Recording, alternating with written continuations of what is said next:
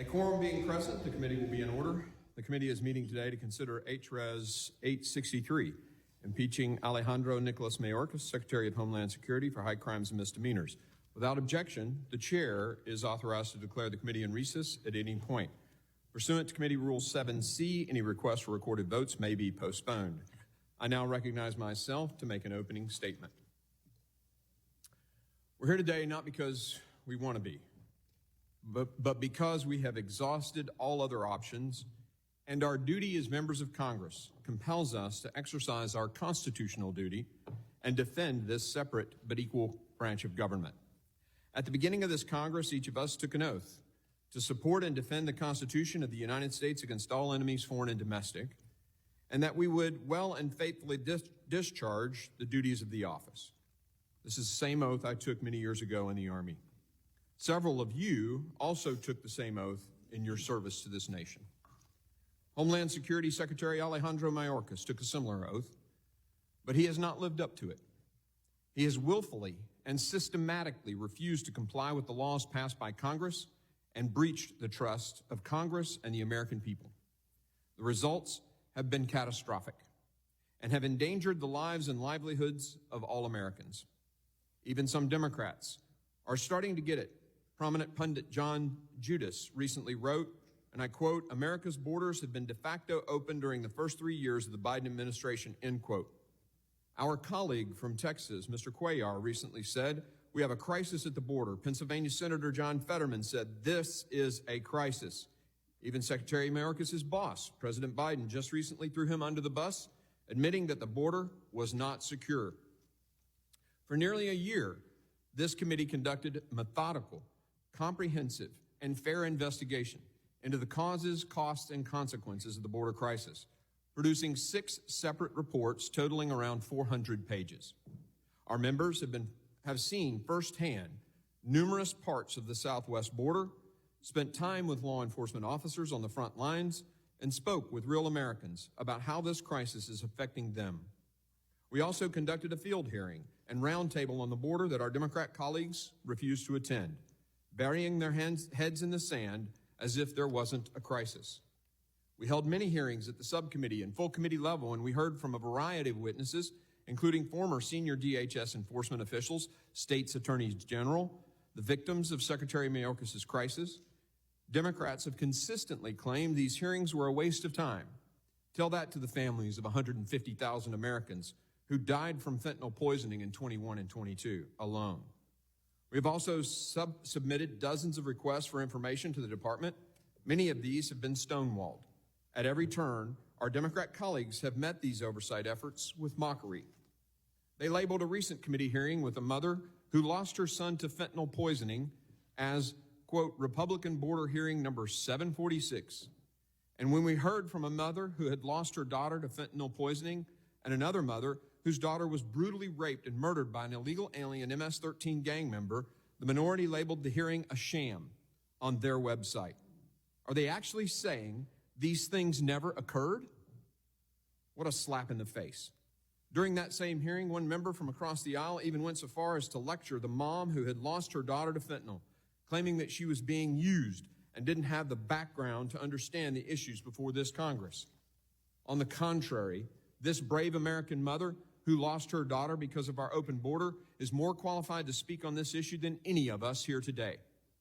For almost a year, committee Democrats have turned a blind eye to the victims of the border crisis while berating us for spending what they believed was too much time investigating Secretary Mayorkas' handling of the border. Let me repeat that. Democrats have berated us over and over for spending too much time investigating Secretary Mayorkas' border crisis. Keep that in mind when you hear them claim today that this impeachment is somehow rushed. The truth is that this process has been painstakingly thorough. We made sure of it. Our intent was to be fair, comprehensive, and meticulous. Unlike House Democrats, we take the use of impeachment extremely seriously. I am proud of the work my Republican colleagues have put in through our 5-phase investigation. We have uncovered a lot. Phase 1 of our investigation documented multiple laws, court orders, and rulings that Secretary Mayorkas disregarded, ignored, or abused, and the dozens of times he has been dishonest with both Congress and the American people. In phase 2, we learned that Secretary Mayorkas' actions and unlawful policies have surrendered control of the southwest border to the drug cartels and enriched the cartels to the tune of $13 billion per year just from human smuggling alone. The national security implications are dire. More than 300 individuals on the terrorist watch list have been caught crossing the southwest border. In phase 3, we documented the devastating human cost of the border crisis. The fentanyl epidemic, which is being fueled through the southwest border, is tearing families apart and ravaging communities. Behind every dire statistic is a real human tragedy and a family that has been torn apart. In phase 4, we learned the exorbitant dollar costs of this crisis, including the increased cost to our healthcare system, our law enforcement. These are costs incurred by every American. As we heard from Mayor Eric Adams, the crisis could destroy New York City. In phase 5, we learned that Secretary Mayorkas' actions have enabled a consistent misuse and waste of taxpayer resources. Those investigations have led us to the impeachment process. In our first hearing, we heard from 3 state attorneys general who informed us, based on their expert legal opinions, that Secretary Mayorkas' conduct rises to the level of impeachable offenses. In our second hearing, we heard from 2 victims of this crisis about the deadly consequences of Secretary Mayorkas' open border policies. We also heard from Democrat witnesses in the past 2 hearings, not in their testimony, but from their previous comments during the Trump impeachment, that you don't need a crime to impeach. You need a breach of trust. In your refusal to obey the laws, if your refusal to obey the law leads to the death of your fellow Americans, you no longer deserve to keep your job. You're breaking the people's trust. That's why the framers gave Congress the impeachment power, and why, according to James Madison, the father of the Constitution, impeachment can be used to remove those unworthy from office. Secretary Mayorkas is the very type of public official the framers feared, someone who would cast aside the laws passed by a co-equal branch of government, replacing those with his own preferences, hurting his fellow Americans in the process. House Democrats in the 2019 impeachment of President Trump wrote that impeachable offenses were those that, quote, inflicted grave harm on our political order, end quote. Then Judiciary Committee Chairman Jerry Nadler noted during the Senate trial, and I quote, "To the framing generation, moreover, abuse of power was a well-understood offense. It took 2 basic forms. The first occurred when someone exercised power in ways far beyond what the law allowed, or in ways that destroyed checks on their own authority. The second occurred when an official exercised power to obtain an improper personal benefit while ignoring or injuring the national interest," end quote. Chairman Nadler continued speaking of presidents and, by extension, executive branch officials, and I quote, "Let me unpack that idea, starting with the first category, conduct clearly inconsistent with the law, including the law of checks and balances. The generation that rebelled against George III knew what absolute power looked like. It was no abstraction to them. They had a different idea in mind when they organized our government. Most significantly, they placed the president under the law, not above it. That means the president may exercise only the powers vested in him by the Constitution. He must also represent the legal limits on the exercise of those powers. A president who egregiously refuses to follow these restrictions by engaging in wrongful conduct may be subject to impeachment for abuse of power," end quote. That was then Democrat Chairman Jerry Nadler. When it comes to Secretary Mayorkas, we are well beyond that point. This is not about policy differences at all. We certainly object to Secretary Mayorkas' policies, but this goes far deeper. According to the Democrat-led committee investigating Iran-Contra, quote, "Government officials must observe the law, even when they disagree with it," end quote.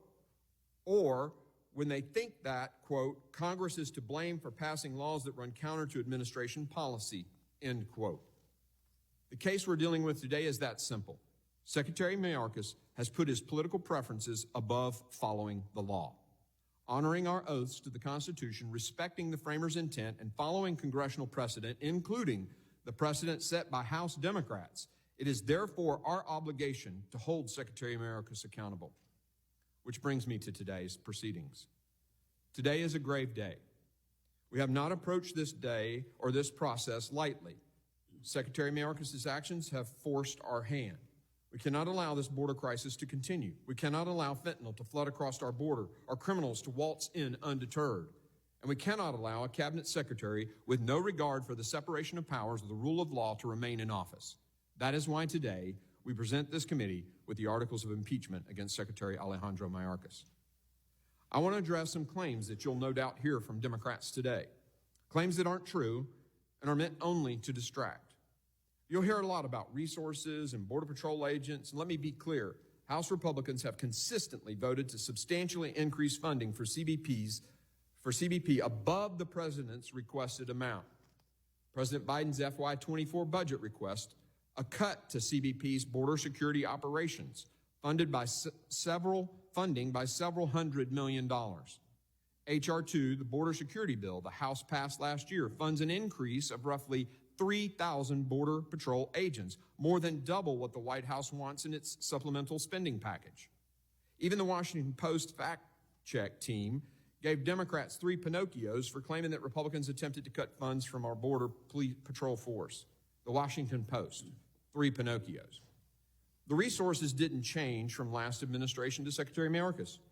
What has changed, as one federal judge pointed out, is that this secretary has turned enforcement of the law on its head, turning our borders into a giant red carpet. That's from a federal judge, the judiciary branch, another branch of government that Secretary Mayorkas has disregarded.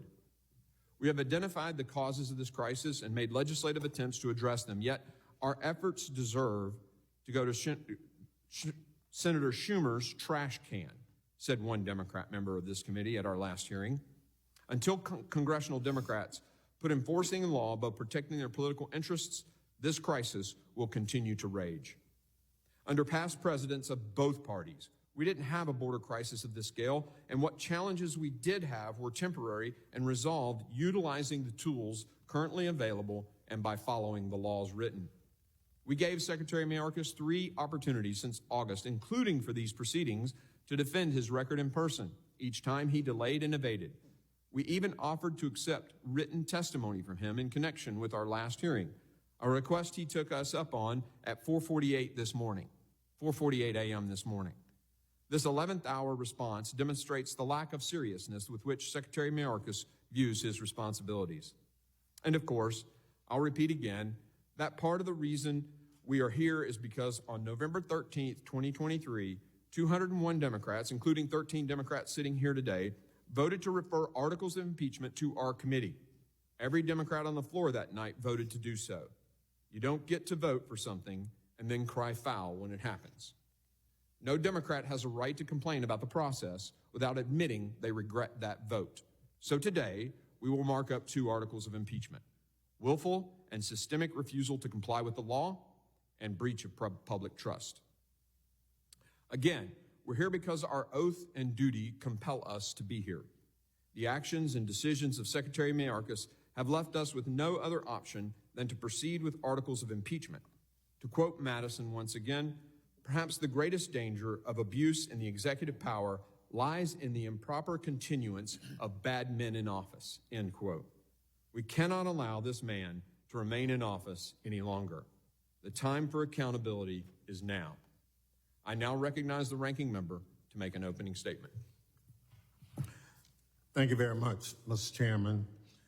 Since its formation in the wake of the 9/11 terrorist attacks, the Committee on Homeland Security has distinguished itself through serious legislative and oversight work under the leadership of both parties. Republicans' partisan rush to consider House Resolution 863 today is a betrayal of that hard-earned record. This is a terrible day for the committee, the United States Constitution, and our great country.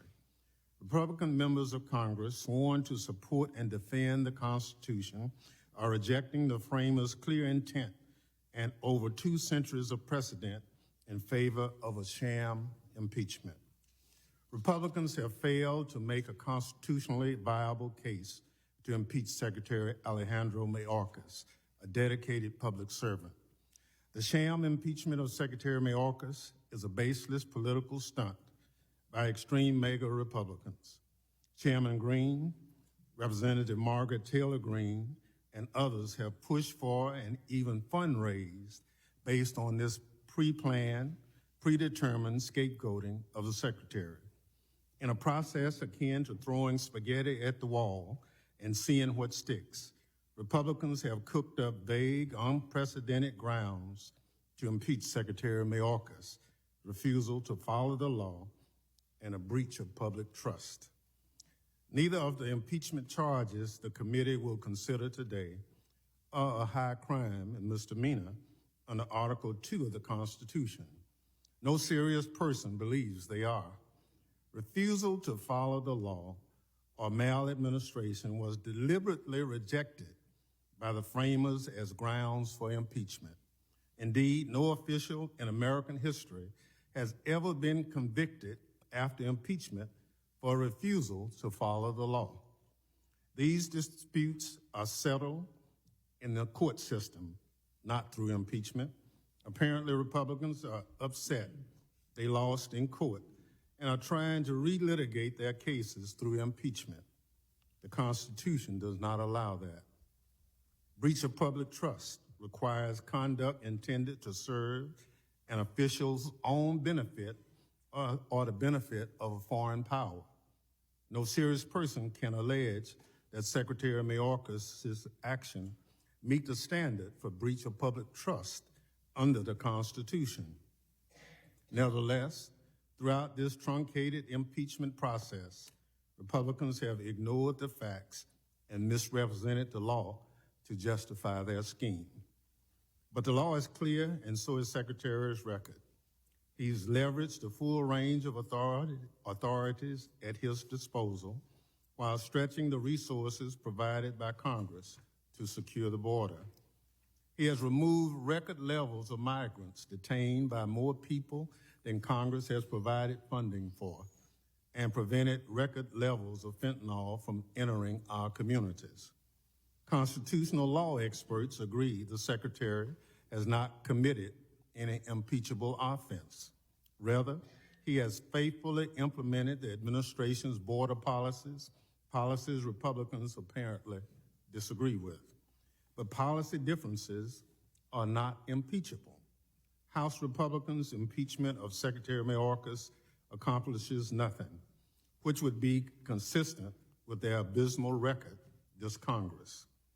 At a hearing before the committee this month, constitutional scholar Professor Deborah Pearlstein said, quote, "No branch of government has more power under our Constitution to address matters of border security than Congress," unquote. At every opportunity, Republicans have turned their backs on legislation to provide resources to the Department of Homeland Security. In doing so, they are turning their backs on border agents and officers. If House Republicans were serious about improving conditions along the border, they would provide the department the funding necessary to do so. They have not. If House Republicans were serious about improving conditions at the border, they would negotiate border security legislation with the White House and the Senate. They have not. Instead, they sat on their hands as a bipartisan group of senators worked with the Biden administration to hammer out a deal. The extreme mega Republicans who are running the House of Representatives are deeply unserious people. They don't want progress. They don't want solutions. They want a political issue. And most of all, they want to please their disgraced former president.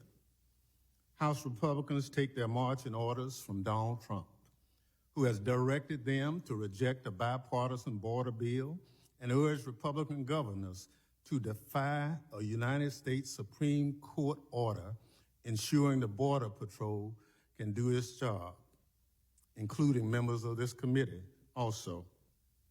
The impeachment of Secretary Mayorkas is designed to distract the public from the fact that Republicans have ceded their power to Donald Trump. When Republicans took control of the House of Representatives, they had an opportunity to work with the White House and the Senate to move the country forward. Instead, they have been consumed by petty infighting during multiple speaker contests unenforced crisis over government shutdowns, and futile political exercises like impeachment to satisfy the extreme mega base. The mega-led impeachment of Secretary Mayorkas is a baseless sham. And the few rational Republicans left in the House know that, even if they refuse to admit it. The American people deserve better. Mr. Chairman, I ask unanimous consent to include in the record the Democratic report on this so-called impeachment. Without objection, so ordered. I also ask unanimous consent to include in the record a letter dated today from Secretary Mayorkas to you, Chairman Green, detailing the actions the department has taken to secure the border and be responsive to Congress. Without objection, so ordered. Mr. Chairman, history will judge what Republicans are doing here today, and it won't be favorably. This impeachment scheme is a dangerous attempt by House Republicans to distort the Constitution and the Secretary's record to cover up their inability and unwillingness to work with Democrats for the betterment of our constituents. Our service to this country demands that we be passionate in our beliefs and practical in our actions. The strength of our nation is rooted in our commitment to democratic principles and our willingness to set partisan differences aside to protect them. There are few better examples than former Republican Secretary Michael Chertoff, who cautioned this week that impeaching Secretary Mayorkas over policy differences would damage the Constitution. He wisely observed, quote, "Our nation is at its best when our leaders work together to confront the seemingly intractable. The situation at our border and our national security demand such bipartisan collaboration," unquote. He went on to say, quote, "Despite our different parties, I know Mr. Mayorkas to be fair and honest, dedicated to the safety and security of the United States. He has represented DHS to the country and to both parties in Congress with integrity," unquote. That is the kind of bipartisanship we need to solve our border challenges. In fact, it appears our colleagues in the Senate are on the verge of reaching a bipartisan border deal. It's not too late to work with them to get the bill signed into law. I urge my colleagues to honor their oaths to the Constitution and drop this sham impeachment, and to give my colleagues a chance to rethink this political stunt. Mr. Chairman, I move that the committee do now adjourn.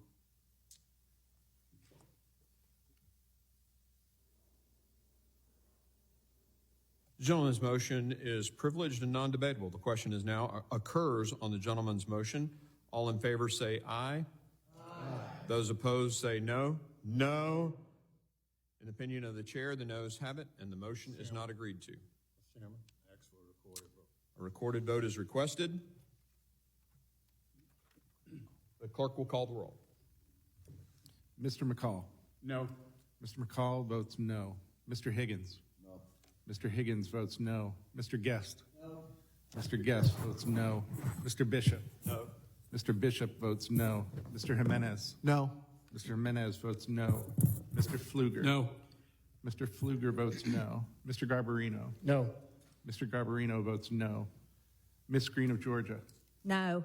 Ms. Green votes no. Mr. Gonzalez. No. Mr. Gonzalez votes no. Mr. LaLota. No.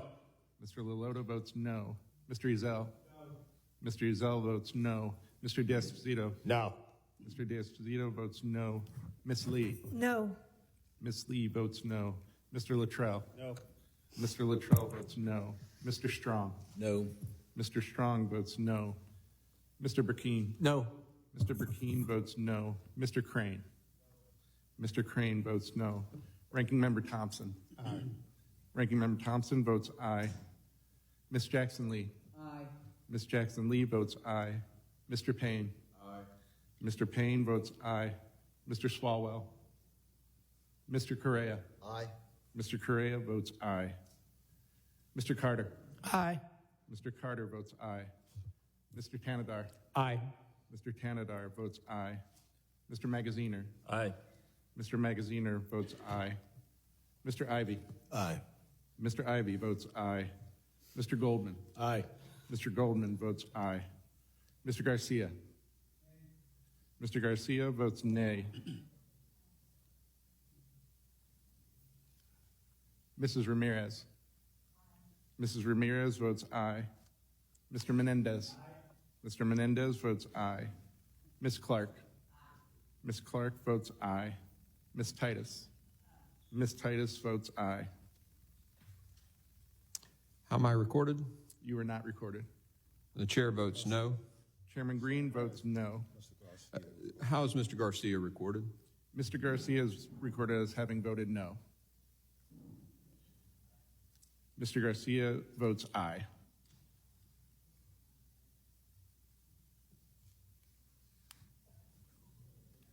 The clerk will report to tally. Yeah, you're right. Chairman Green, on that vote, there were 14 ayes and 18 noes. The noes have it. The motion is not agreed